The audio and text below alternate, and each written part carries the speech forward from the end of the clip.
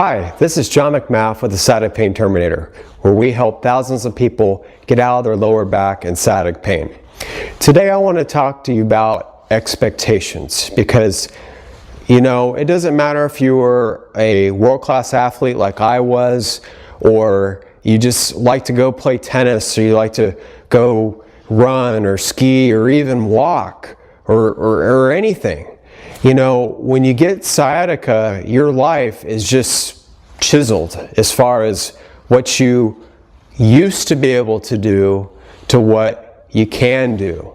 And one of the people that I have worked with, Mark, he coined it perfectly. I went from hero to zero, and literally overnight. All the things that he loved to do, you know, hiking, rock climbing, just walking with his girlfriend, everything, I mean, was centered around the pain. So one thing you have to keep in mind is your expectations. And you know, my expectations, and this is something I had a really hard time getting over with, because I'm used to ultra intense workouts. I'm used to ultra competitive in my sport, which ended up being water skiing, and that all went to becoming bedridden for 9 months when I lived in San Diego after my surgeries, completely bedridden, where I had to have Jennifer literally carry me to the toilet, and when she wasn't around, I had to wear a diaper. That's how it got. And so as you build up from that, what are your expectations?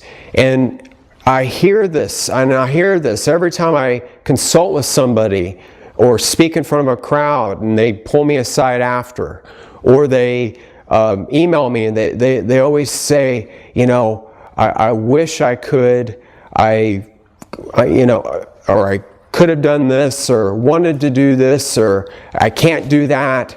And I say, stop. You have to replace all those words with what I can do. You got to focus on what you can do, not what you can't do. So for example, me. In the beginning, I had this big problem of, I used to be able to do all this and this and this and this, and you know, it was finally Jennifer that said, stop, John, forget it. This is what you can do. You can swim. It doesn't hurt you to swim. So I went and I swam. That's something that I could do. And then eventually I could do some core exercises, and eventually I could do some planks, and eventually I could do some body weight exercises, whether it was on Total Gym or anything. That eventually it was the elliptical, and then eventually I could put some weights on my ankle weights and walk around in a pool. All these things, it was step by step. And yeah, you know, if you've come from an athletic background, it may be a bit demoralizing, but it doesn't matter, because, you know, either you gotta, I guess, swallow your own pride a little bit in that, do you want to get out of pain, or do you want to live in a world that you wish you could have, you can't do anymore, and woe is me?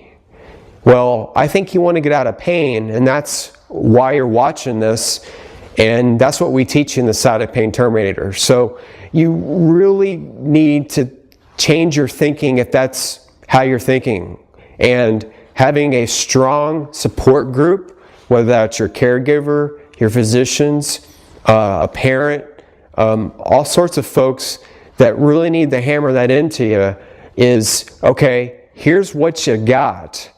What can I do to better my position so when I go to bed tonight, I'm better than what I was when I woke up? And believe me, I know it's very, very, very hard to get in that mindset, especially if you've done a lot of things in your past and you can't even get up in the morning and write an email. I've been there, I've done that. So I hope this helps. If you have any questions, please get in touch with me. Please comment below on the blog, Facebook, tweet. And again, it's all in two things: attitude and actions. Everything else in life you really can't control, but you can control your attitude and you can control what you do when you get up each and every day. So this is John McMath from the Sciatica Pain Terminator, wishing you and your family a pain-free lifestyle.